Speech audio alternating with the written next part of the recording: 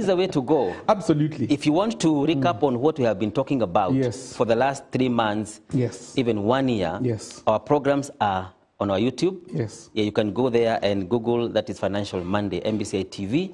You'll find what we have been doing. And I believe it is going to be of good help to you. Absolutely. I think even just having that platform where people can go and download this information.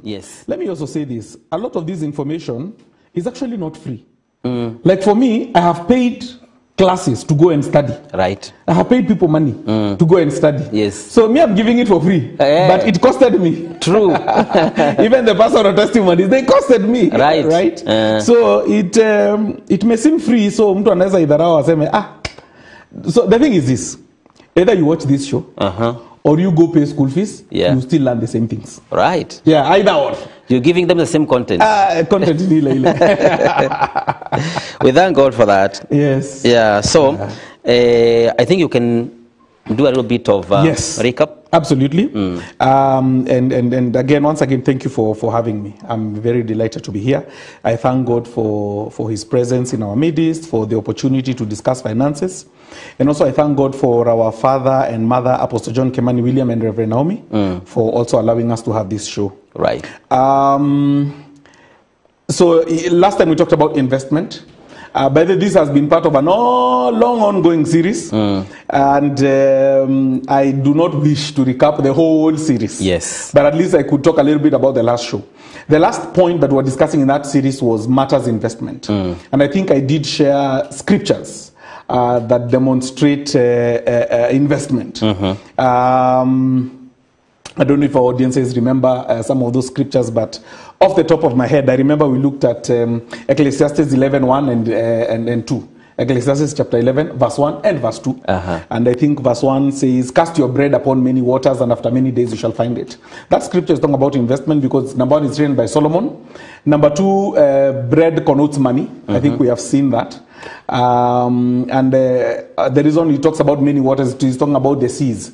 You know, Solomon was a very big trader in the high seas. I think when he was king, from historians, they say most of the ships in the high seas belonged to Solomon. So he understood trade, that, you know, guys would go to far off lands, bring back gold, textiles, and wealth of, you know, every manner. Ivory, apes, ostriches. All this is in the Bible, by the way, about how Solomon was trading. So when he says, "Cast your bread upon many waters, and after many days you shall find it," he's talking about investment. And verse 2, I don't know if we have it. It says, "Give a portion or invest in 7, yes, in 8 ventures or businesses." There it is. Give portions to 7. Give portions means to invest. Invest in 7, yes, in 8, for you do not know what disaster may come upon the land. And this is wisdom. So this is Solomon writing in the Bible that there is possibility for you and I to have more than one stream of income. And I look at stream of income in 2 ways. For example, if I'm a farmer, I can farm more than 7 different types of products. Or make sure I have 7 streams of income within the farming thing. I could be having cows that I milk, I have goats, I'm farming maize, and I also broker fruits, and I distribute them. I can do all that. Sindio? Because I don't need to be there in the farm kuangalia mahindi kimea. Ama ngombe kutoka asubuhi mpaka jioni. Ati mpaka jioni nakaa tu hapo tunaangaliana hivi tukingoja jioni ifike nipe maziwa. The 7 streams. Right? Me though, that's how I look at it. So within one business area, you can expand within there, but it is also possible for you to now have other streams of income outside of your main.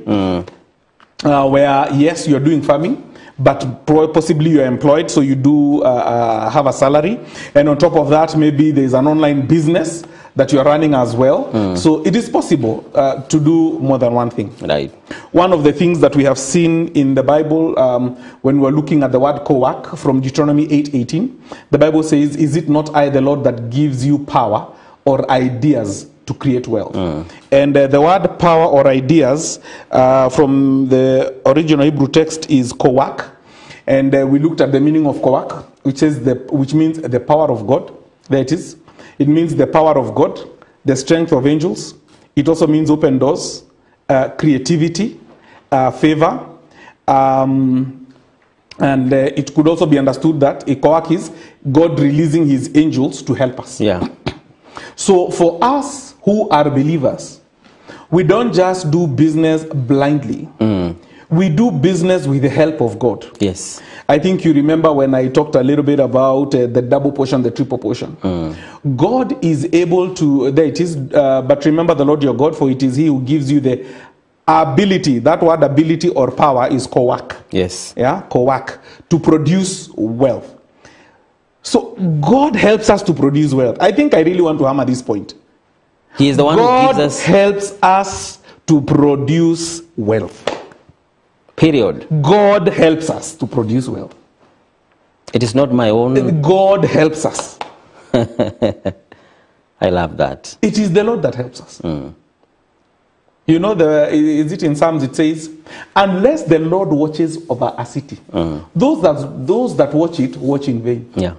Unless the Lord builds a city, those that build it in vain. What does it mean? It means them that are building, if they are building with the help of God, they are not building in vain. Them that are watching over a city, if they are watching it with the help of God, they are not watching it in vain. Right. And in fact, I'm about to say full stop. There it is. Psalms 197:1. Unless the Lord builds the house, the builders labor in vain. Unless the Lord watches over our city, the watchmen stand guard in vain. Psalms 127:1. So I want to say this. Business is more spiritual than it is physical. I have said this and I will never tire. And by the time I'm getting to say this is because of my 25 years of experience in the corporate world and in business. And the things I have seen. Maybe 25 years inaweza kuwa sio mingi sana, but kwangu ni mingi, because that's, if you divide my age, it's more than half my life. More than half of my life I've been in the corporate world and I've been in the marketplace. And I can conclusively say the marketplace is more spiritual than it is physical. The other day I found someone telling me, you have spiritualized everything. What about China? Nikamuuliza, wewe umeenda China? Si uende China, ingia kwa maduka zao, ukute kabudha hapo. Kamungu kao. Or even here in Kenya, when wakipata projects za kujenga mabarabara, si ndio? Tunaona wanachukua ng'ombe, wanaikata, wanamwaga damu, wanafanya matambiko yao. Sasa si wamesoma sana. Wanafanya matambiko ya nini na ni barabara tu inajengwa. Wakuna technology, wakuna kila kitu. Because even they understand business is more spiritual than it is physical. Wow. Okay? And believers would do well to remember that. So even when we are pressuring our children and telling them, make sure ukue number 1, ndio uandikwe kazi mzuri, ndio upate pesa mingi, and we forget to tell them about God, we are doing our children a disservice. Yeah. Kuna watu huenda wanapita hata hizo mitihani, but life doesn't work out for them. Na kuna wengine pia huenda wanaanguka mitihani flat. And they prosper and they do very well. So this thing is really God. Wow. God is the constant factor. You know, in high school we used to say K stands for constant. So we would have said God is a K, meaning constant. Unaweza variate other things, but God is constant. Those ones can vary. Common denominator. But the common denominator here, the K, is Jesus. Wala wamefanya physics, wanajua K stands for constant. Wow. So that's important to really give that recap. Now, going into the matters of investing, I think there are a few things we touched on. I think we talked a little bit about cash flow, where we were saying we also need to look at businesses that are, and how to look at a business, that an investment is something that puts money in your pocket. I remember we were debating, you have 10 million. Between building your house to live in and building rentals, which one should be a priority?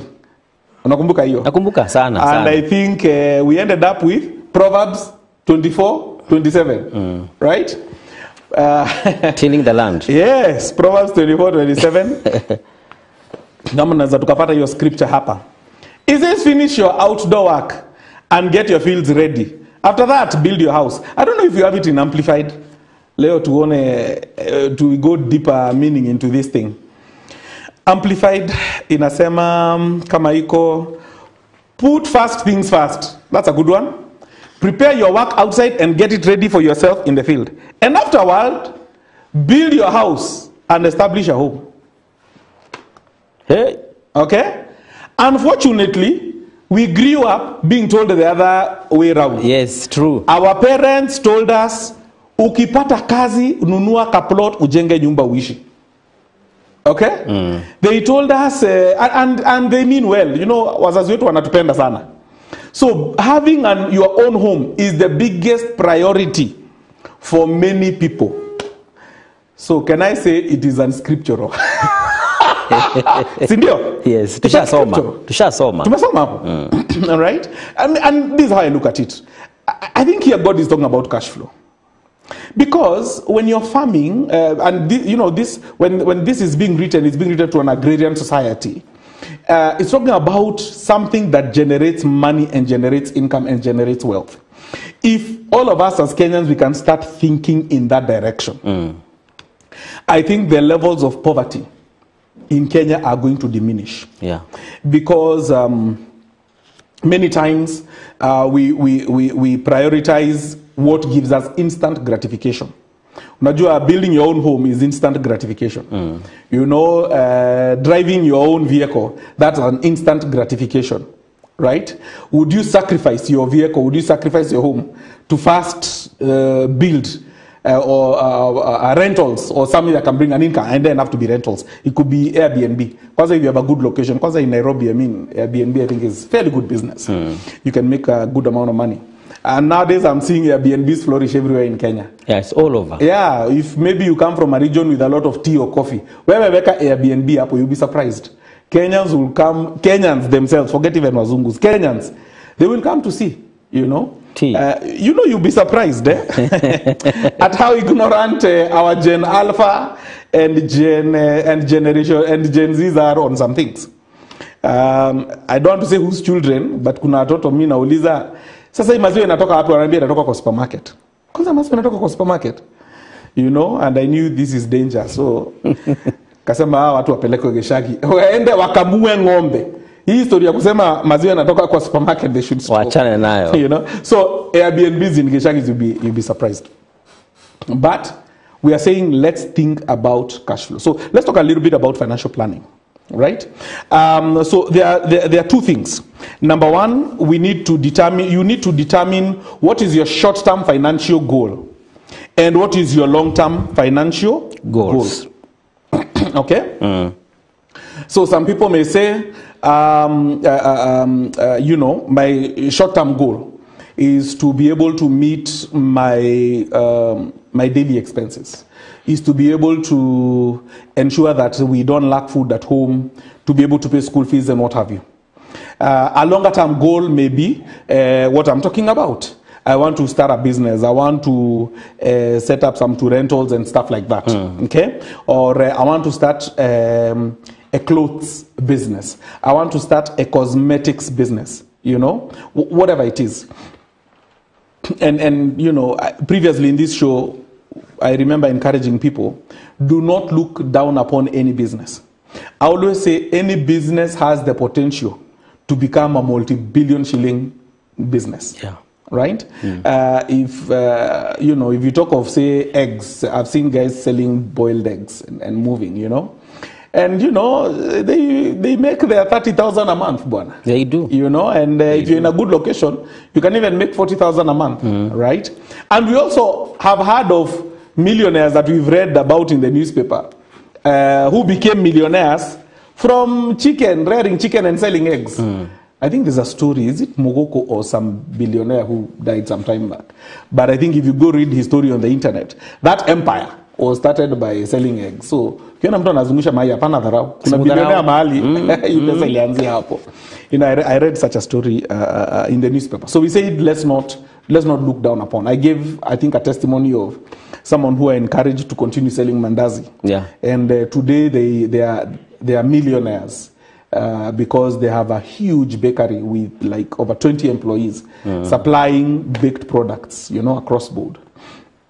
And I think I also gave an example of someone who started a whole cosmetic company. And they used to be a hawker, right? And they used 3,000 shillings. And later they sold the company for either 2 or 3 billion shillings. It's there in the news. Just Google it. I think it was Interconsumer Products. They're the ones who sold those products, who sold their company. The story is there online, just to encourage someone. So don't look down upon any business. And that's what I'm saying. God is the constant here. God is able to just give you one idea, and that idea, right, can propel you forward. And just to encourage, and those of you that already have ideas, don't close your mind. God is able to give you more than one idea. Yeah. It is possible to have 7 ideas or even more, you know. Do a study on billionaires in the world and the number of companies they have. You'll be surprised, right? Someone like Donald Trump, for example, he has almost 300 companies. 300 companies, yes. Because he's in anything and everything you can imagine, right? Richard Branson, he's in, I don't know, almost 400 companies, right? Most of these guys have invested. Look at someone like Warren Buffett. He has bought shares in, I don't know how many companies across board.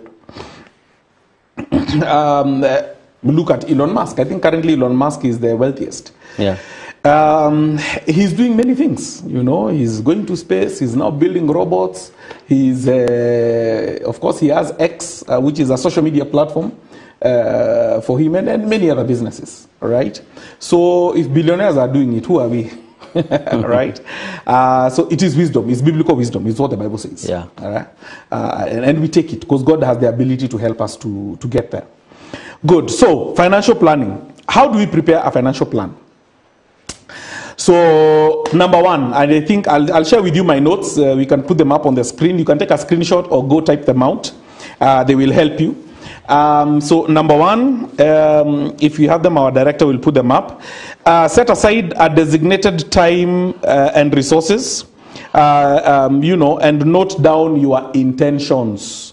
Note down your intentions. No, we are done with where to invest. Now we are going to how to prepare a financial plan down there. Vision, goal, action. Number two, now define your financial goals. Now, how do you define your financial goals? Say, in the next 12 months, when it comes to money, what is it that you want to see? What is it that you want to achieve in the next 12 months? Okay? Then you can do medium term. In the next 2 to 5 years, right?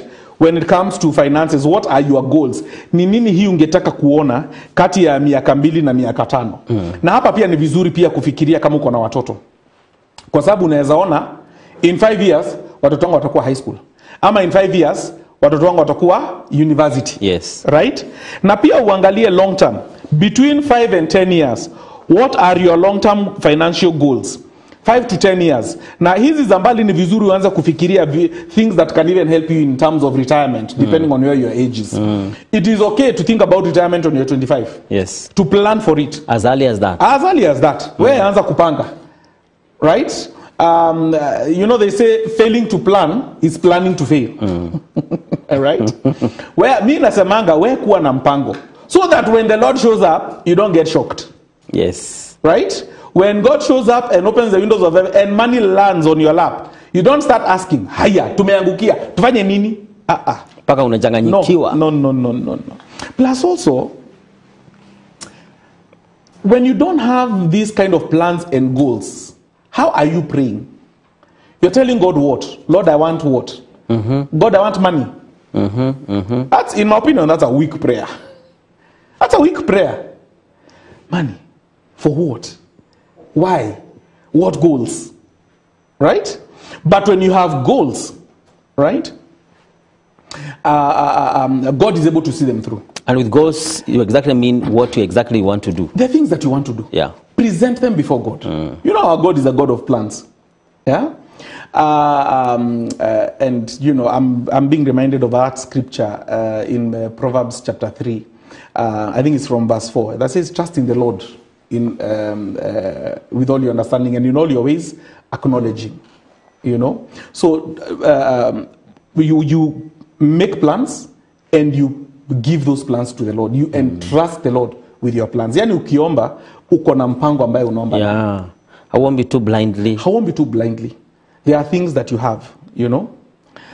Trust in the Lord with all your heart and lean not on your own understanding.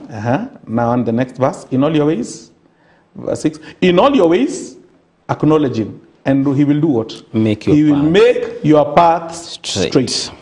So your paths, these visions are your paths. And the Bible is saying God will make them straight. He will make your paths straight. Because path is inakupea direction mahali unaenda. That's what these financial plans do for you. Okay? So that's verse 2. Verse 3. Put timelines and amount of money to your goals. Put timelines there. Attach timelines and amounts to your goals. And number 4, figure out where the money is coming from. This is where your income management or budgeting comes in. If your income is not enough, cut off costs and figure out how to make more money. I want to first read the notes and explain some things. Number 5, have a list of tasks that must be done in a given time frame to monitor your progress. This should appear in your budget. So, like you can have a standing order for particular things, right? And also it's good you review regularly. Number 6, financial planning is not an event, it is an ongoing process, which becomes a lifestyle. So, si kuamuka tu pap. Sio kuamuka tu kufanya and then kusahau na kuelekea. This is something you are reviewing at the minimum every month. Unaangalia. Where am I with my goals? Where am I with my goals? Where should I invest? These are some things you need to take into account. Invest with an exit in mind. Like, I'm investing this to get what? To achieve what? Right? And that becomes like, I'm starting this hotel business, right? So that with time, I can have my managers running it, supervisors running it. So me, I can exit this business na iendelee kurun without necessarily needing me. Let me read them through quickly. Start where you are. Investment is a process, not a one-time event. Nothing is risk-free. To make more, be more engaged. If you don't understand it, leave it. All right, thank you for that. Let me highlight a few things there. Then second point there, it says start where you are. Hakuna mtu anaweza niambia haizi fanya financial plan. Anza mahali uko. Anza mahali uko. And also this is where faith comes in.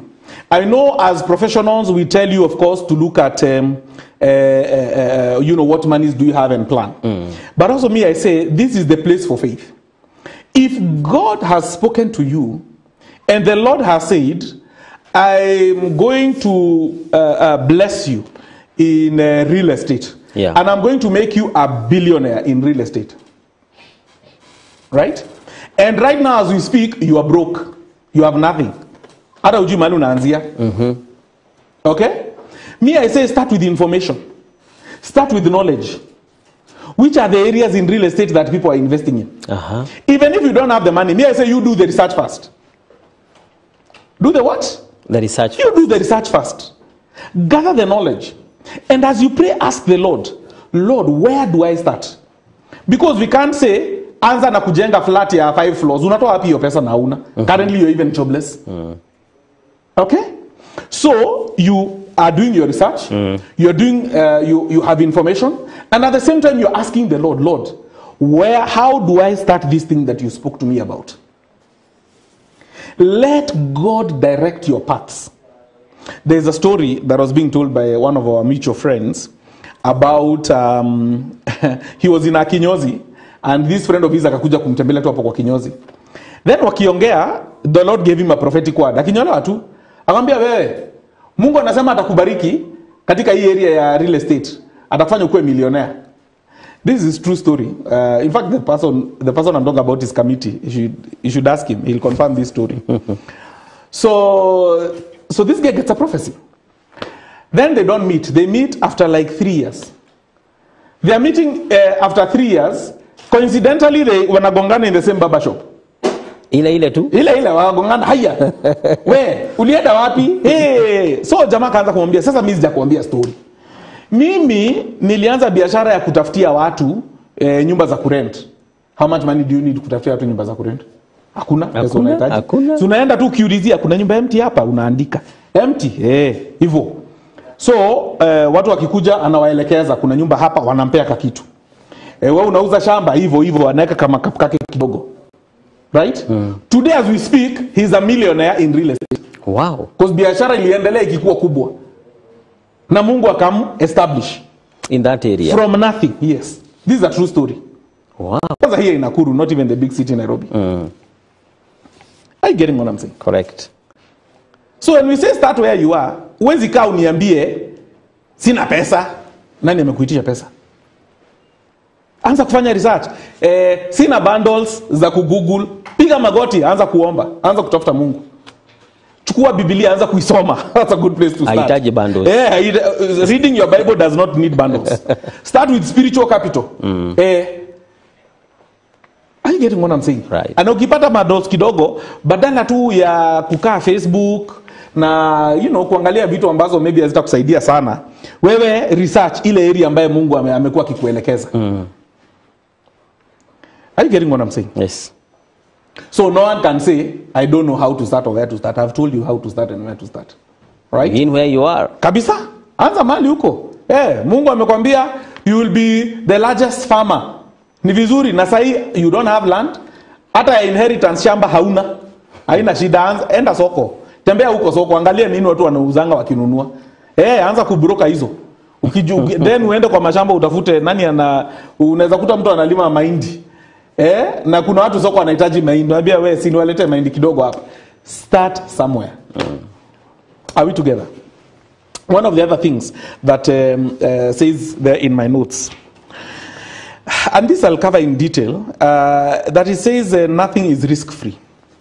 Let me highlight that one. Nothing is risk-free. Okay. Na wengi tunaogopa kurisk bwana. Everything has a risk. Unajua hata kuamka ni risk. Kwenda kazini ni risk. Kuna watu wakienda kazini wamegongwa na gari unfortunately. Right? So everything is a risk. So even business and investing, there's a level of risk. Yeah. Of course now we need to look at how do you minimize your risks. For example, it is unwise to start a business with big money. Right? Wewe umeona biashara, badala kuanza kidogo ndio grow, unaenda kwanza unachukua loan ya 5 million. Na mimi nilikuwa na hiyo shida and it put me in a lot of trouble. A lot of trouble. A business you don't fully understand, hauna a lot of experience, you go putting in big money. Right? Na ukiambia watu, my weakness is thinking small. That's good. However, biashara inataka uanze small. That's what I always tell people. My weakness is thinking small. But I don't mind starting small. Even when I have more capital than required. Nasema hapana, wacha tuanze ikiwa kidogo. Let it generate money. Yende ikigrow. Let's learn in that process. That's the wisdom that I've now learned. Yeah. That's what I'm saying. The experience I have here, it has costed me. It didn't come for free. You have a lot of real life business experience. Real life. Yes. So tunaanza pole pole, tunaenda tukigrow. Right? Now, number 5, and attached to that risk-free, it says to make more, be more engaged. This is the reason why people get conned. Most of us, we want quick money and we want free money. Tunataka pesa, tunaambiwa, wewe peana 50,000. And every 3 weeks, utakuwa unapewa 5% ama 10%. Every 1 month, utakuwa unapewa 10%. Okay? That is the genesis, that is the foundation or the platform of people getting conned.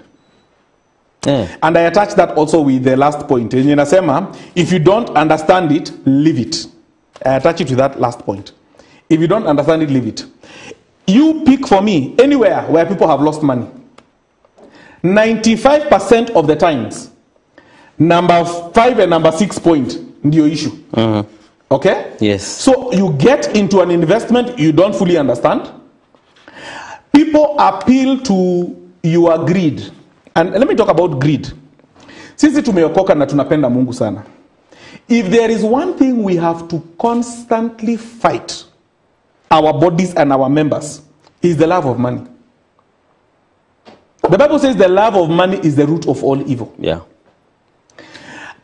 It is not an easy thing to say no to money that has been put on the table. And this does not justify corruption.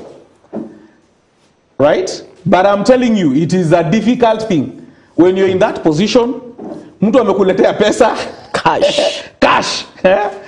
5 million kwa masanduku hapo. Ndio hizi hapa. Ndio hii pesa. Na anaitisha tu signature yako. Sasa signature na 5 million shillings na hakuna mtu atajua.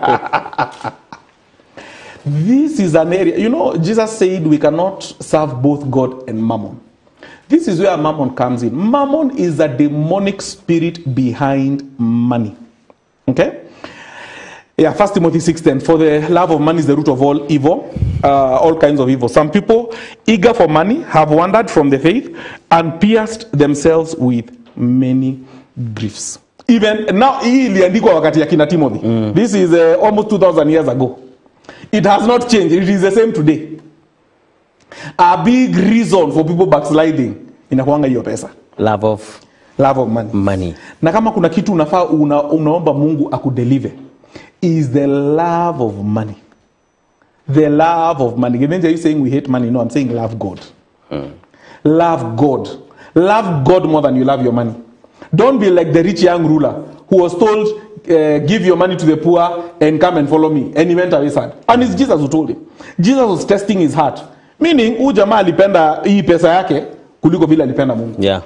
Right? 6:24 of Matthew, no one can serve two masters. Either he will hate the one and love the other, or he will be devoted to the one and despise the other. You cannot serve both God and money. So other versions say mammon. I think if you see King James, utaona mammon hapo. Now, so actually mammon was an idol that was worshipped by the Canaanites. If you read now the history of what is mammon, it was an idol that was worshipped by the Canaanite, and it was said this idol, when you worship it, you would make money. And most pagan religions, or religions where they worship idols or they are a form of idolatry, they always have that one idol that connotes money. I think in the Hindu religion, I don't know what that god is called, but I've seen it. It's like a kamuzae with a big pot belly, I think bigger than mine. Hana hakana shati juu, kame smile sana, kame shika jewelry. It's a kasanamu. I've seen it in some of these shops ambazo nimeingia, you know. Ukiingia tu duka hivi unakaonanga kameko mahali juu. So ukiuliza hii nini, unaambia ni Mungu wa pesa. Na hakuna kuficha? Hai, wanaficha nini? Very open. No, but they're not Christians. They're in their own religion. Yeah. So hata ukienda hiyo China, mnasemanga huko ndio hawa worship. Ni kweli wanaweza kuwa worship Jehovah, but wana worship Buddha. Na uto tumiungu toa. So utakuta Buddha kuna mahali amewekwa, kuna wanchoma udi hapo na nini, right? So they all have a god there. So when Jesus was talking about this, Jesus knew about mammon. And Jesus knew there are people who are saying they are so devoted to God, but they are still giving their sacrifices to mammon so that they can make money. Yeah. And Jesus was trying now to give them light, right? And tell them, it is in Matthew chapter 6. So ukiendelea kusoma pale chini, it's where now Jesus says, seek ye first the kingdom of God and all his righteousness, and all these things, all this wealth shall be added unto you. So Jesus was helping his people. He was clarifying that we as believers don't have to serve idols. We don't have to serve money. Yeah. We don't have to bow down to anything or anyone for financial resources. God is able to bless us. I think we've talked about God being the constant factor, so I don't want to go back into that. Yeah. So many times when people get conned and they lose money, number one, it's a business, you don't want to be too engaged. Number two, you don't understand it, and you don't understand exactly how it works. And now the unspoken thing is that the spirit of mammon, this is a demonic spirit, starts to influence you. Me, I think how I've seen mammon working, mammon does not even need to possess you. He just needs to whisper things into your ear. Today, I can tell you for a fact, if I walk into any gathering of any people, and I sit down, and nianza kuswing keys za Range Rover, Waseme unaendeshanga Range Rover? Anasema hii hata nimenunua tu jana. Kuna biashara tuliingia, hii pesa inakuja kama maji. Hadi biashara gani? Kuna mahali unaenda unapeana kama 100,000. Alafu unajua umesikia maneno ya Bitcoin? Umesikia? Sasa wanaenda kufanya hiyo trading ya Bitcoin. Wanakufanyia trading, alafu kila mwezi wanakutumia pesa. Na nakupea ngapi? 30%. Ati 30%. Ni wapi huko? I tell you those people, at least half of them will start looking for money. Hiyo ni ukweli. That is why you see ukienda social media, people who claim to be successful forex traders are very busy trying to show us how successful they are. They will show us cars they don't own. They will show us mansions they don't live in. Right? To try and prove to us they are so rich. Then after that they say, just pay me 50,000 or 40,000. I teach you how to trade and make money. Beloved, if someone could be making the kind of money these people are trying to tell you, what business do they have training you? Yeah. They're wasting time. They should be trading for themselves.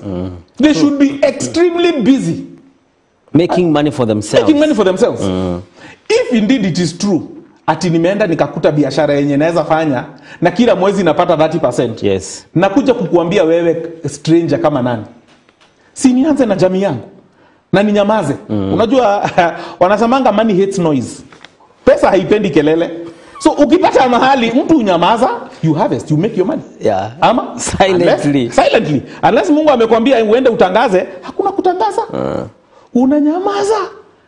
You make your money quietly.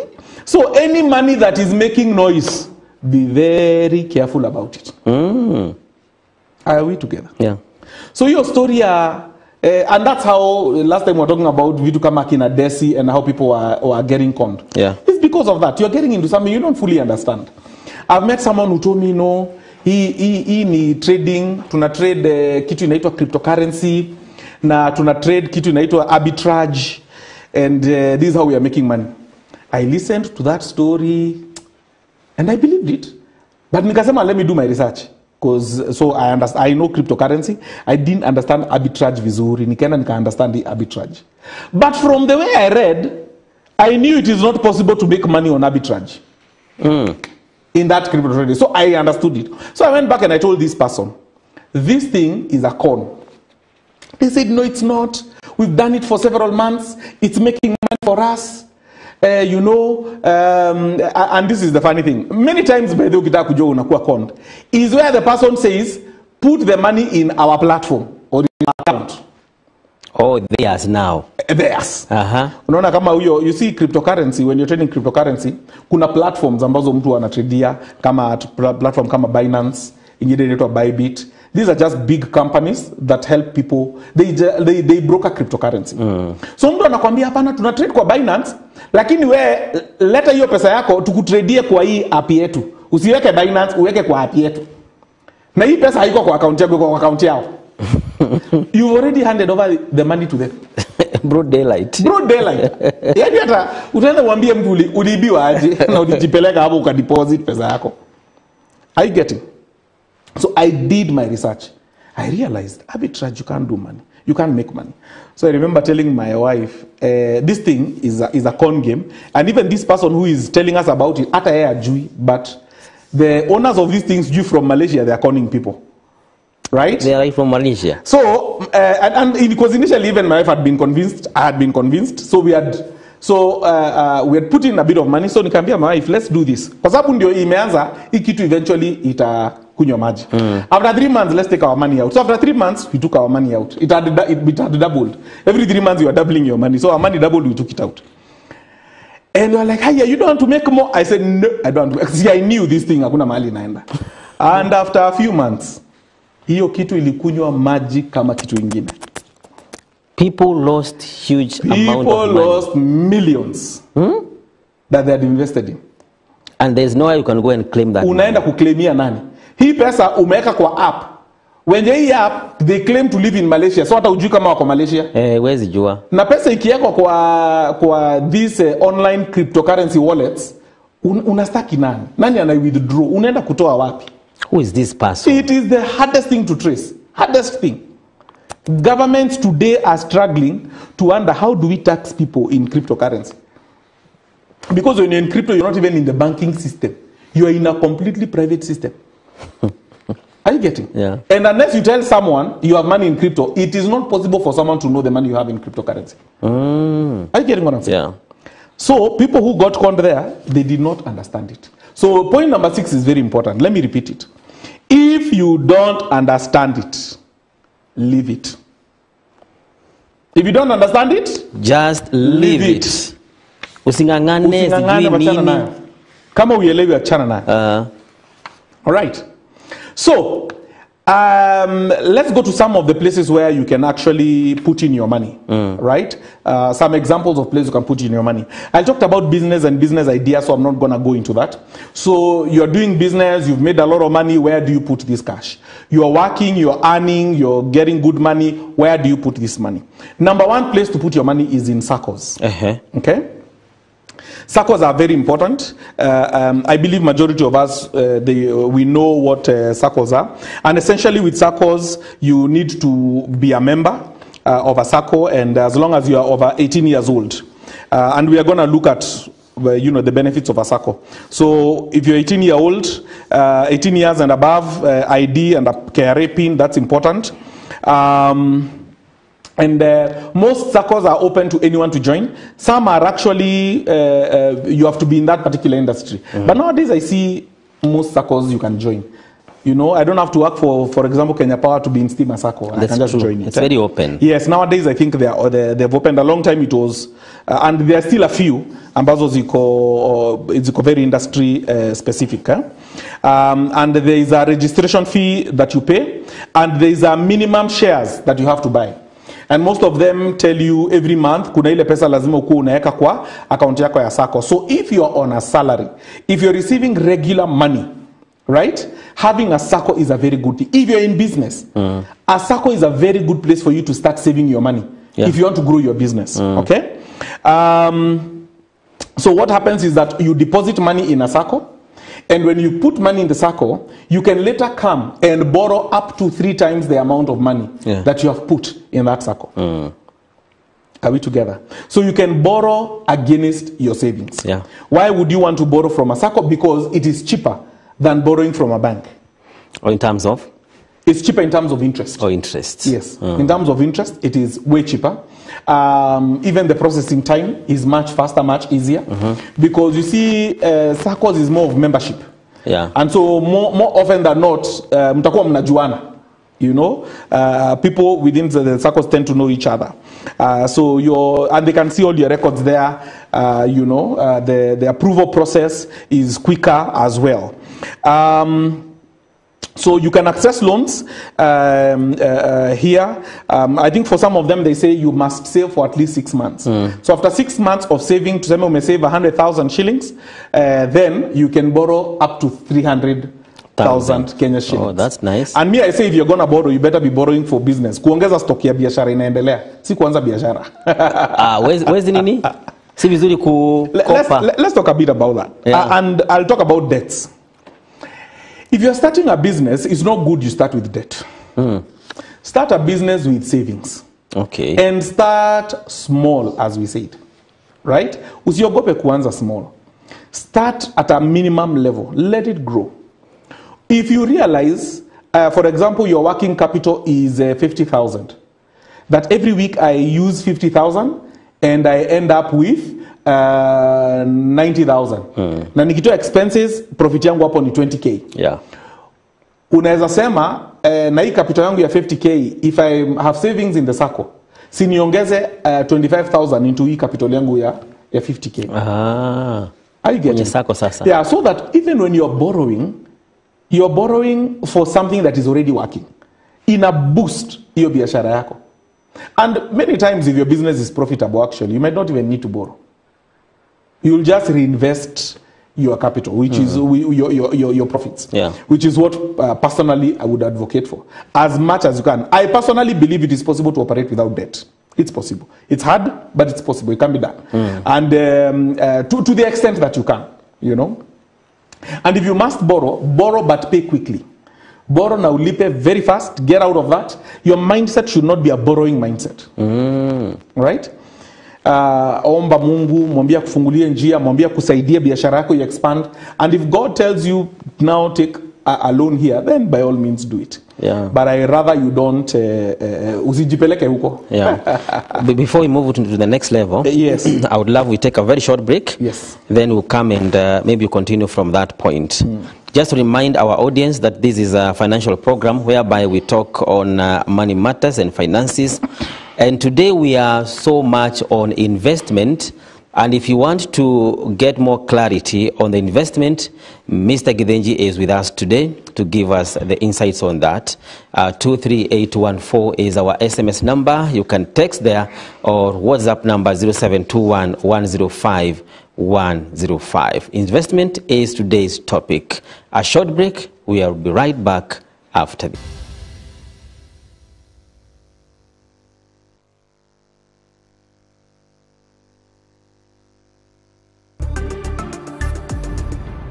MBCI Television, transforming lives.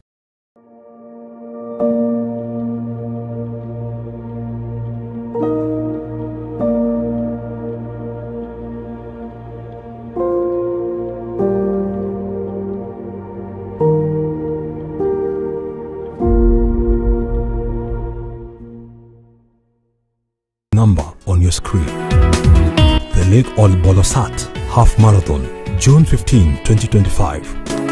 Run for nature, run for conservation, run for our future.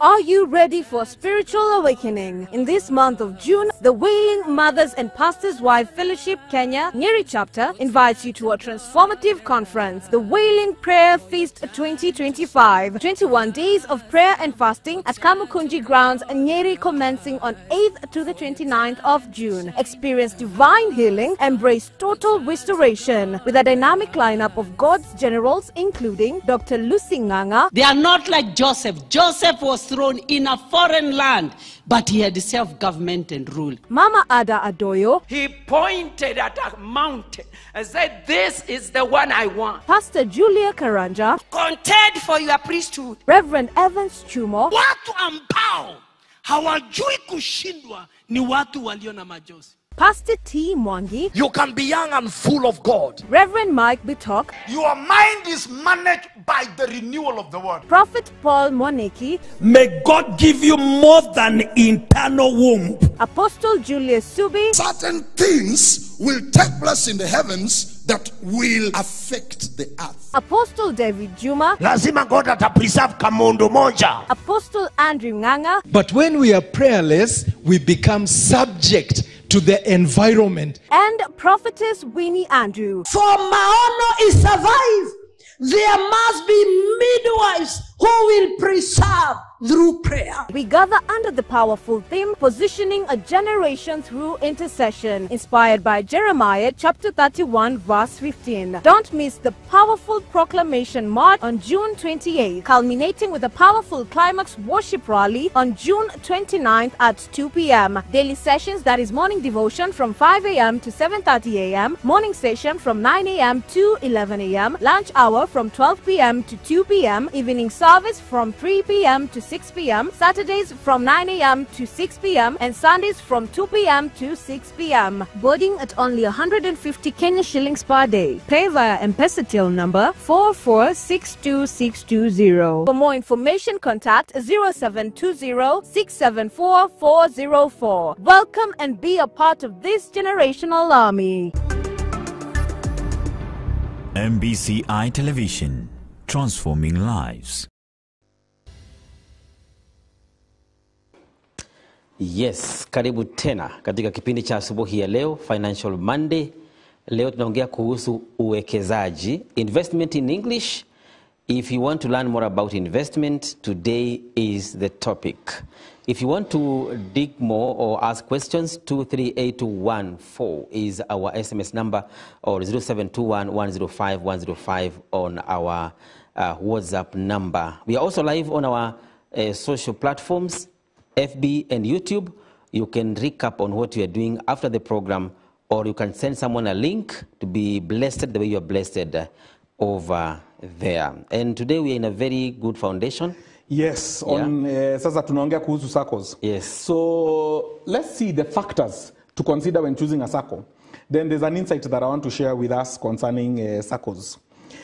So factors to consider when choosing a SACCO. Number one, make sure it's registered. There's a body called SASRA. And you want to make sure SACCOs are registered properly and so that you don't lose your money. Okay? So make sure your SACCO is registered with SASRA.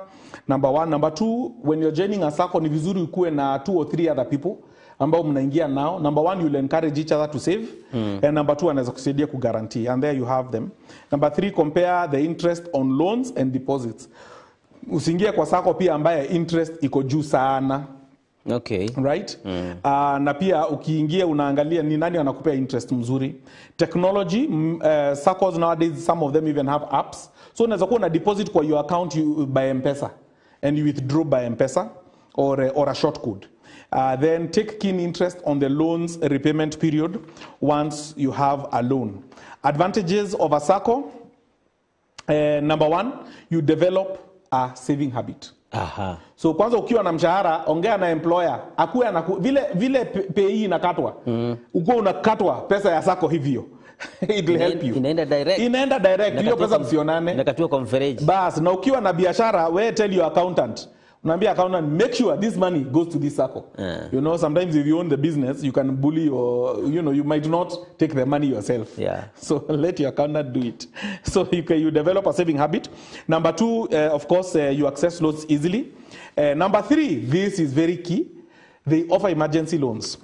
Many SACCOs will give you like 1 hour loans. Like within an hour, uki apply unapata hiyo pesa. Lifesaver. Right? And that can really help you. Yeah. Right? Kuna mahali mimi mewahi nikuamua mahali. As a price cost came, it was a lot of money. At that time I was employed somewhere and we had a SACCO. I actually had not known kuna hiyo, so I went to talk to my friend nikamwambia an emergency has come. Kuna huyu mtu ameenda hospitali, ni emergency, anaenda operation. I need this kind of money. Na akaniambia siko kwa SACCO so just SACCO anaweza kupea emergency loan. Nikasema really nilienda within an hour nikapata hiyo loan na nikaenda nikasort hiyo bill. Wow. Some years back, so it has ever been as lifesaver for me.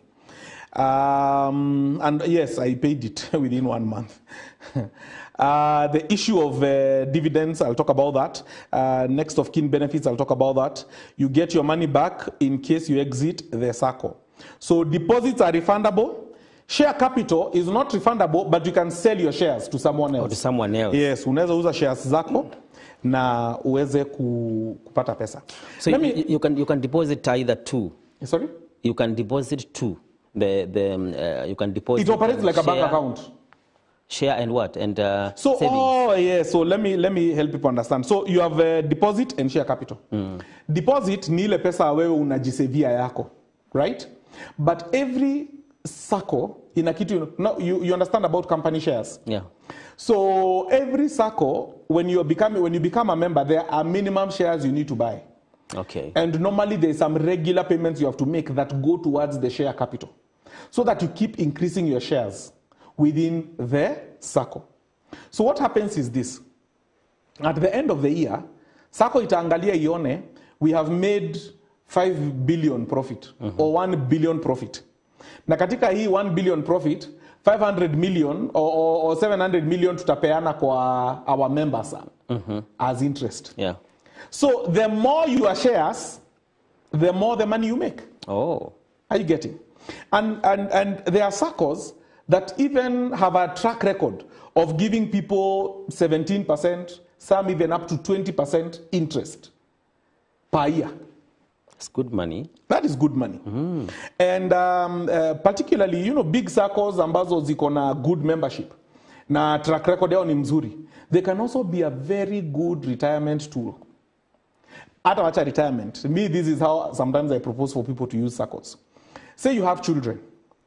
Si lazima ulipe school fees. Yeah. Right? You join a SACCO. Angalia what interest on average do they give. Let's say this SACCO gives you 15%. Right? Uende uweke milioni moja. Ukuwe na share zako a minimum of 1 million. It means every year unapata a minimum of 150,000 in interest. Okay? School fees inakuanga pesa ngapi? Patam? Patam. Maybe between 30,000. 30,000. Sasa school fees ni 30,000, wewe uko na 150,000. So hata kama ni watoto wawili umelipa, si watoto umewalipia, umebaki na kitu kidogo sana. Yako ya kukula. So can you imagine if you put 1 million shillings in the circle with your 2 children, umemalizana na school fees. Na pesa zako bado ziko. Ziko. Si interest inakuja, na juu inalipanga once a year, wewe ukilipwa tu hivi, andika check kwa shule. Malizana nao. So unaweza angalia useme I have 3 children. Useme mimi nitahangira each child one. Okay, no, kuhangira is not English. What do you say kuhangira? Nitashughulikia each of these kids. So niko na watoto watatu, nitatafuta 3 million. 1 million, 1 million, 1 million. Okay? Niweke kwa sako. So every end of the year, and this is how you look at it. If, for example, for each child, tuseme school fees ni 30,000. Sindio? Na umepata interest yako. So interest yako umepewa ni ngapi? 150k per child. Sindio? 30 times 3, 90. So 150 minus 90 unabaki na 60,000. Sindio? Iyo 60 per child inabaki juu, iyo rudisha kwa account. Wacha buy more shares. Let your nini grow. To grow. Let the account keep growing. Okay. So unatoa ile unahitaji ya school fees, hii ingine buy more share capital. Alright? So as the kids are growing, the share capital is growing. So huu mtoto per year kuna ka 60,000 namrudishianga kwa hii 1 million yake nilimwekea. Every year. So after 10 years, I think ndakuwa nimeongeza another ka 600,000. That is true. Actually more, because pia your interest inaenda, the base of the money inaenda ikigrow. Are you getting? So maybe after 10 years ndio huu mtoto sasa ananiambia anaingia wapi? Ni university sasa. By the time anaenda university, kuna 1.6 million hapa ambaye napata 15% yake. Hiyo inakuja karibu, I don't know, approximately 230,000 per year. 230,000 per year. Huyu mtoto hataingia university comfortably. Si ataingia. Because campus, I don't know, inakuanga how much per sem? 50 to 60. 50 to 60,000 per sem. Some of them could even be, say, 80,000 per semester. So unajua I'm paying, na kwanza 80,000 ni private. 80,000 per term. Na that is times 3 now. That's 240,000.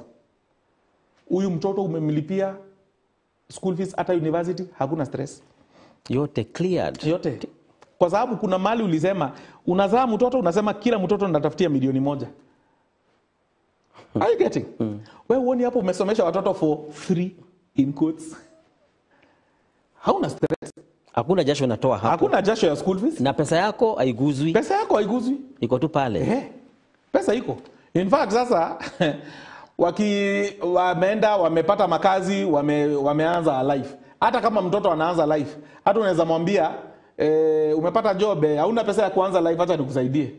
Hii rent yako ndakulipia for the first 6 months. Ujipange. Ujipange.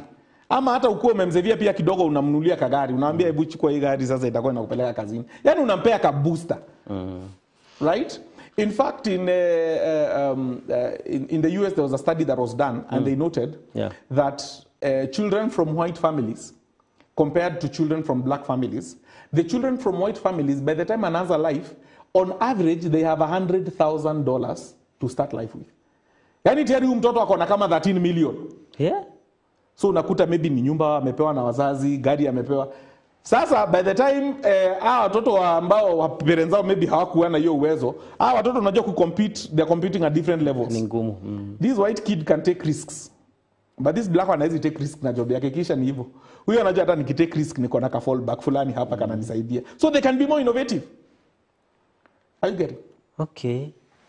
Unanipata vile nza? Vizuri, naiona. Okay. Na nimetumia school fees sababu hiyo ndio watu wanaangalia sana. Hata inaweza kuwa ni rent. Unaweza sema part of my rent. Unaweza sema, in fact this is a good one. I have 10 million. Do I buy a house or do I buy shares in a sacco? Me I say buy shares in a sacco. Can I defend myself? Please try. How much is a 3-bedroom house?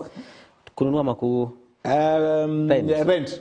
Maybe 12 to 15,000. 12 to 15,000. So 20,000. Okay, we are saying 20 because we're in Nakuru. Yeah. I know Nairobi is 30,000 kuendelea. So let's use 30 even as a whatever. So it's 30,000 this house, right? So you and I have 10 million. Sindio? You have put your 10 million in the SACCO. Right? SACCO inakupea 17% or even 15%. I know there's a specific SACCO that gives 17%, that's why I keep referring to it. Let's say 15%. Yeah. SACCO yangu, mimi pesa yangu nimenunua nyumba yangu. Na naishi hapo na nimefurahi sana. Hata naringa naambia watu mimi sinichezee. Mimi ni homeowner. Mimi si renter. Mkiniona hapa. Okay? And that's good. Kagi every year gets 15% of 10 million. How much is that? 1.5. 1.5 million. Rent ni how much? 30,000. 30,000. 30,000 times 12, 360. How much is 360? Ni 360. Where? So, Kagi, you're going to pay your rent 360,000. No baki na pesa ngapi juu?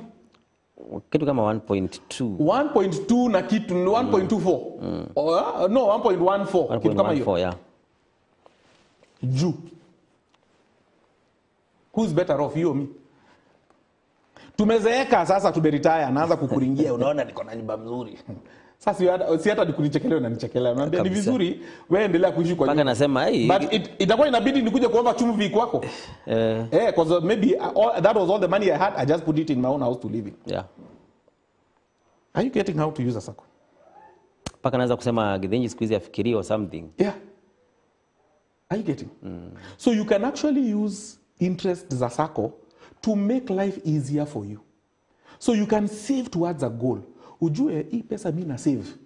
After 2 years, school fees ya mtoto mimi haitaini kula kichwa. Si afadhali hivyo. Kwa sababu mtoto wezi mumeza. Ashazaliwa ndio huyu na school fees lazima ulipe. Are you getting what I'm saying? Yeah. So you can, and now I'm using school fees as an example. You could use a SACCO even for a business. Unajua biashara yangu, pesa ikikuja na iekanga kwa SACCO. Right? That's where you are saving. And because it's easier to even run small savings account using SACCO. Then you realize hii biashara yangu mali imefika inataka kuexpand. Unarudi kwa savings zako za SACCO. Maybe you want to expand your business with 500,000 shillings. But you only have maybe 300,000. Yeah. It'd be very easy now to go back to the SACCO and say, niongezeni hii pesa ya juu, I expand my existing business. And you get the money quickly, and your money business expands, and you pay back that money quickly. And you have not taken a huge loan. No, not a huge loan. Me, I don't encourage people to take those crazy loans. Just something manageable. Kitu inalipika. Yeah. Yeah. Are you getting what I'm saying? And you're taking a loan for an existing business. You're putting the loan in a money-generating project. Yeah. Hapo umetusaidia. Unajua, most of the time, yes, we find ourselves doing the contrary. Yes. That anytime I want to begin a project, especially a business, I must go borrowing money from friends, from the bank, or even selling some of my properties to start a business. It's because ujajipanga, you have not been planning. Yeah. You've not been planning. There are things I tell people don't take a loan for. Number one, to start a business, don't take a loan. Because it's risky. And they say almost 80 to 90% of new businesses fail. Okay? So please, don't. That's number one. Number two, buying a car, and I know this is very controversial. If possible, don't borrow money to buy a car. This is the part you ask me why. I almost do that. Number one, gari ukinunua leo ina depreciate, ni kweli? Correct. So your car, so there is money, it's costing you money, you're losing value. Because the car is depreciating. Kudepreciate ni kusema leo umenunua gari X Japan, umenunua 1,000,000. Hiyo gari by the time unakuja kuiuza, hawezi uza 1,000,000. Maybe utauza 700 ama 800. So it is losing value. Hiyo si ni pesa, ni kama ni pesa unapoteza. Kweli. Right? Ile pesa ambayo umeboro kwa SACCO pia iko na interest, unailipa na interest. Sasa uko na loss mara mbili. Because the car is not an asset, it's a liability, it's depreciating. Me, the only cars nasemanga ni asset, ni biashara unafanya na lori ni ya kubeba the goods za business. So unajua, when I buy this lorry, it is transporting this number of goods. So lori yenyewe inanipea value, inaleta pesa. The lorry leaves me with more money than it's costing me. So this car must have some added value. If you're taking loan to buy a car that is a biashara, and this is a business that is there, it's demonstrated and everything, it makes sense. Right? And even then, usi unaenda unanunua magari 10 at once, unaanza nunua moja, ipili. Ukiona uko na gari 3 na zinaweza kuwa zinanunua one car every 2-3 months, si ufanye hivyo badala ya kuboro. Wow. Yeah. Our challenge is, especially mambo ya magari watu wengi, especially for the young generation. Yes. Their first investment. Gari. You know, must. Society, I think it was in this show, I was talking about money dysmorphia. Yeah. The reason huyu anataka gari ni juu amekuwa akiangalia social media na wale watu walimaliza nao form 4 wameanza kununua magari. Sasa anaona ni mini baki. Yeah, nani? Lazima nimuone hata mimi niko. Ulipata haja yako? Hii ni rahisi. Ingia pale kwa bank, unapea mtu haraka, gari And I have borrowed previously to buy vehicles. I have previously borrowed. But I stopped. Right? Hiyo maneno ya borrowing for vehicles, hiyo tulimalizana kabisa. I'd rather save up. I'd rather even buy a cheaper car. There's the car I really want, but hiyo pesa sijafikisha. I'd rather buy a cheaper car. I operate with that one for a while. Are you getting? Yeah. So that is how to work with circles. Si hapo tumesoma kitu? Kabisa. Aya, let's talk about the next thing. Money market funds.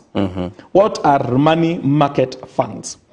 Now, money market funds is a low risk. Money market fund is a low risk investment mutual fund that invests in highly liquid short-term instruments. So, money market fund pulls money from investors and invests in highly liquid short-term investments. These include treasury bonds, treasury bills, short-term corporate debt, and all that. Now, kabla niende kwa advantages, wacha ni waeleze vizuri money market fund. Hii kizungu ni mingi bwana. Kwa lugha ya mkulima wa kawaida. Sasa the other day kuna mtu niliambia about money market fund. Akaniangalia Jaisikia kitu kama akasema, "Hizi hizo si ni zile za kukono watu." Si zile za kukono watu hizo. Kama huyu amekoniwa a few times. So, when serikali inahitaji pesa, kama serikali ya Kenya inahitaji pesa, hiyo pesa wanaweza borrow from the population. Wanasema wananchi wa Kenya, tunataka kujenga hii mabarabara, tunataka kujenga hii. Sasa tunataka mtupe pesa yenu, serikali inasema, tujenge hii mabarabara na mahospitali naye, alafu tutawalipa na interest. Sasa hao ni individuals. Sasa ni serikali inasema inataka kuboro kwa watu. Yes, from the population. Yes. So, how does the government end up borrowing? So, people go to watu kama banks, for example. So, number one, you can go directly to the government through CBK. CBK ndio banki ya serikali. So, vitu kama hizo treasury bills na treasury bonds, unaenda unanunua. Right? So, hiyo treasury bill unaweza kuta ni pesa, ni ukipeana, tuseme unaenda unanunua treasury bill ya 90,000. Utakuta wanakuambia baada ya 6 months, right? Unaweza redeem na 100,000. So you've made some money.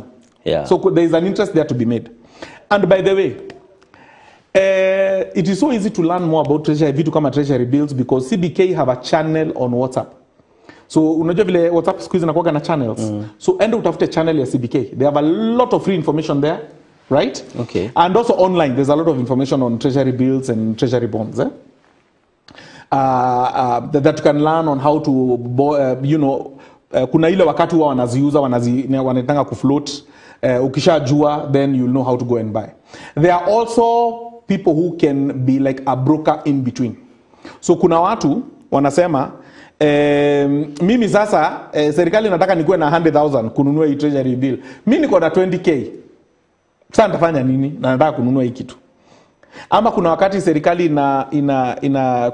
ina float vitu zinaitwa infrastructure bond. Infrastructure mnaelewa. Infrastructure ni kama vile serikali inaweza jenga mabarabara, maneno ya stima, internet. Hiyo yote ni infrastructure. Yeah. Si ndio? Hata hospitali, in my opinion, that's infrastructure. Mashule, infrastructure. Sasa serikali nasema ndio tuweke hizi infrastructure, na sana infrastructure bonds inakuwa na interest mzuri sana. Kuna juzi tu, kuna wakati I think last year, kuna infrastructure bond wamefloat ya I think ilikuwa 22% interest. 22% per annum last year. Okay? Hiyo mpaka unasikia watu wanatoka nchi za nje wanakuja kununua hiyo bond. Right? But saa ingine uko na pesa kidogo, it is not easy for you to go and buy directly. Yeah. So what do? There are investment companies who now have a product called a money market fund. So you put money into your money market fund account. They take your money, they take Kagi's money, they take my money, they take watu wengi wanakusanya hiyo pesa. Sasa when serikali needs to borrow money, they go and buy in bulk.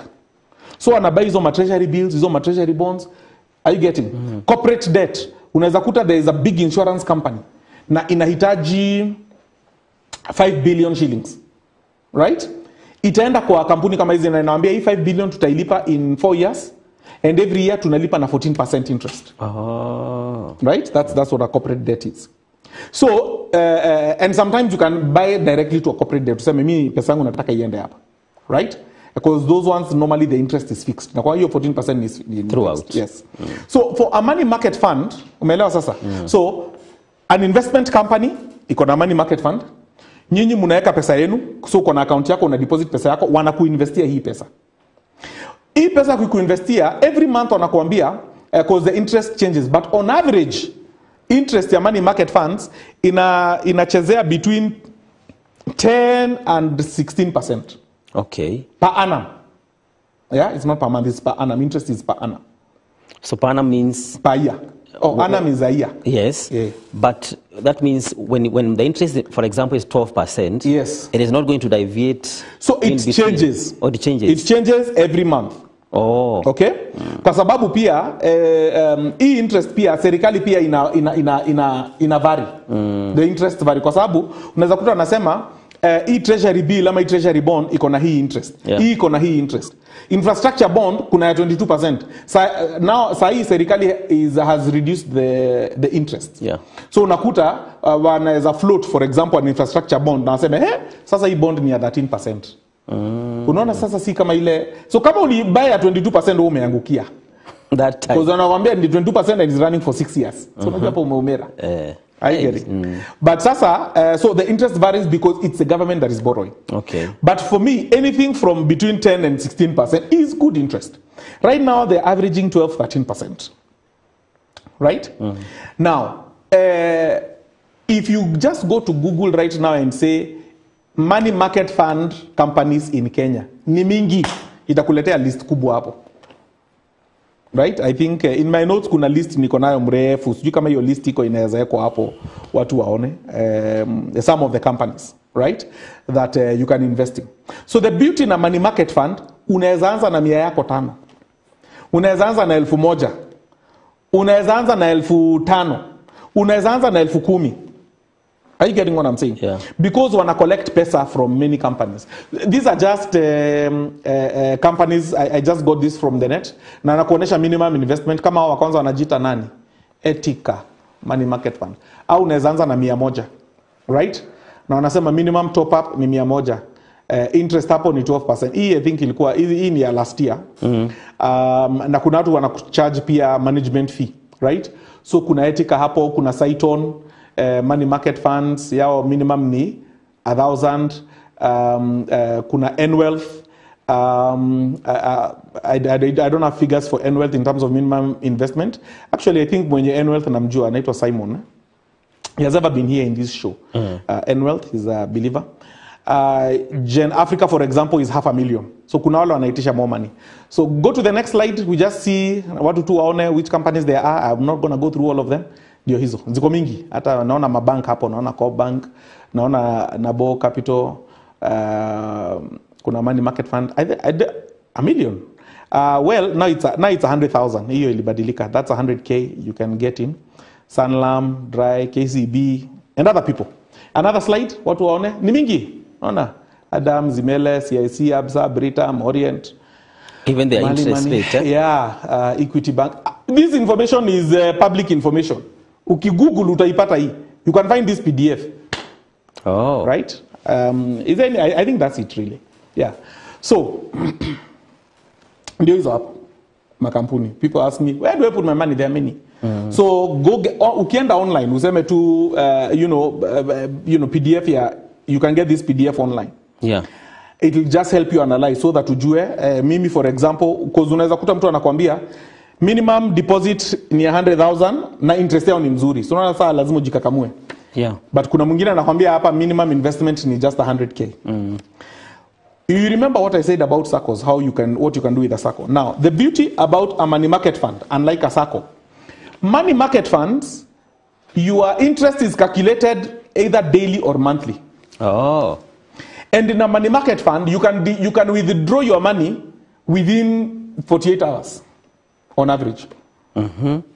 Some will say 3 days, some even the same day. Okay, so you can unaweza ukatoa pesa yako kwa haraka. And as I've said, interest is calculated monthly. So they keep on calculating every month. Na nakusendia hiyo report unaiona every month. So this is a suggestion, for example, for money market fund. If you want to build cash flow, okay? Now let's talk to retirees. Umeretire. Umeenda ukaretire, wamekupea how much? 20 million. Retirement. I don't know whether you're heading to a new point. No, I'm still on money market fund. Because our time is summing up. Our time is over. Oh, no. Ndapea watu homework. Yeah. Ndapea watu homework nikienda kumalizia. Sitawaambia kila kitu. Hata nyinyi msweat kidogo. Siwaambii kila kitu. Haya, acha nimalizie na money market fund. So money market fund kwa sababu interest ni ya kila mwezi. This is a very good tool when you want cash flow or when you need cash flow. Ama wakati mwingine umeangukia pesa, hii pesa ni mingi na huko umepanga. Hii pesa kwanza weka kwa money market fund na usahau uko naye. Ikae huko. Kwanza iweke hapo. Ufikirie. Are you getting? It's a very good place to put money and get very decent interest. Yeah. Interest at 10%, I'm telling you, is very good per year. Globally, kupata biashara kama kupata that kind of interest is hard. So, unaweza say uko na hii 20 million. Na unajua, woi, sasa ni kuretire. Sasa sikuwa nimejipanga, sina biashara yoyote. Sasa sitakuwa na mshahara na niko na hii 20 million. Nifanye nini? Wewe kwanza weka hii pesa kwa money market fund. Chukua kampuni kama 2-3, spread is good to spread. But it's low risk. Normally it's insured. So spread your money nicely. If on every per year, say you're getting your 15% interest, right? On the money market fund. What is 15% of 20 million? It's around 2.5. Or 10 million, 1. Is 3 million. 3 million. You'll make 3 million shillings. Okay? So 3 million, 3 million, you see, wanakukalculate interest monthly. Are you getting? Yeah. So 3 million, ukisema nitakuwa na withdraw interest per month. Right? Unaweza kuta per month, you can easily be withdrawing on average, say 250,000. Or you can also be doing that. Yeah, una withdraw every month, una withdraw 250K. Hiyo ni kama biashara nyingine uko nayo. Sasa, hii 250K ni pesa yako uko nayo. Inaweza fluctuate, inaweza waki reduce interest from maybe 15 to 14 ama 13. Kuna maybe sasa, maybe it will be now to 30. Are you getting? But hii ni pesa uko nayo inakujanga kila mwezi. Wow. So, umeretire ndio hii pesa. Kabla kuenda kukimbizana na new businesses. In fact, for me, I really discourage people. If you come and tell me, ndio pesa yangu ya retirement, nataka kuanza biashara, kama hukuanza na mshahara kwanza. Hii pesa abana eka kwanza kwa biashara. Eka kwa very low risk investments kama hizi. Okay? Can you imagine, tuseme mimi hata sijaanza biashara, niko na 20 million kwa money market fund. Na hata minimum every month mimi napata 200,000. Hiyo retirement si mbaya. It's okay. Ama? Sana, tena pesa sana. Siko mzuri. Kabisa. Sasa hata naweza sema kwa hii 200,000, 100 nitaanza kabiashara, nitakuwa naanza kabiashara. Nijifinye kwa hii 100 nyingine. Yes. Hii 100 wacha nisukume, nijaribu nianze kitu. I get it. Hata duka, hata kitu tu, nianze like that. As opposed to umeretire, unajiambia sijui enda ununue matatu. Sijui acha uanze biashara ya kuuza mtumba. Anza sijui fanya, wewe unaanza biashara saa hii umeretire ya mtumba. Kuna mwingine ameanza na ako 22 years old. Hiyo energy mtapelekana aje? Hiyo energy mtawezana kweli? Na huyu 22 hana commitments. Wewe uko na watoto hata shule. This money market fund cannot end today, Mr. Githinji. Yes. I can see from a distance. Yes. It needs a lot of clarifications. Yes. And I know that our audience might be having many questions. Yes. Maybe God willing next Monday, we'll be maybe giving them time to ask questions, particularly on this in the next show, God willing. So thank you for coming. We continue from that point. Yes. Ama namna gani? Kabisa. Yes. And we thank you so much for finding time to watch this program today. Thank you for loving MBCI TV. On behalf of the entire Financial Monday crew and on behalf of Mr. Githinji Njogu, Paul Kagi is my name, wishing you a blessed day ahead. Bye for now.